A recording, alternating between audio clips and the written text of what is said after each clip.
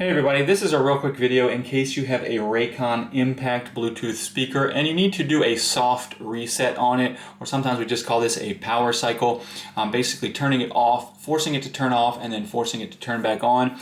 So you're going to want to do this if the speaker is frozen or not responding, or if you're having any kind of issues like that where it's not working right, but you're not trying to delete the pairing history so that you have to set it up again or anything like that. All we're really doing is basically forcing it to turn off and then forcing it to turn back on. So all we need, and that's really all we're doing. So what you're going to want to do is, with it on, you're just going to come in and press and hold the power button for 3 seconds. And so then this light will turn red for like about 2.5 seconds and then go off, indicating that it's off. And then what you want to do is like wait maybe 10 seconds or so.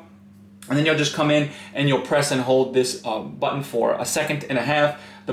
This will turn blue as it turns on, and then this should automatically start blinking red, blue, red, blue, red, blue, indicating that it is now in pairing mode, and hopefully your whatever situation or problem you were having is now fixed. If it's not fixed, you're probably going to want to move on to an actual hard factory reset on it, and I'll put a link in the description to how to do that. If this worked for you, if you could leave me a like, I'd really appreciate it. Thanks a lot. Have a great day.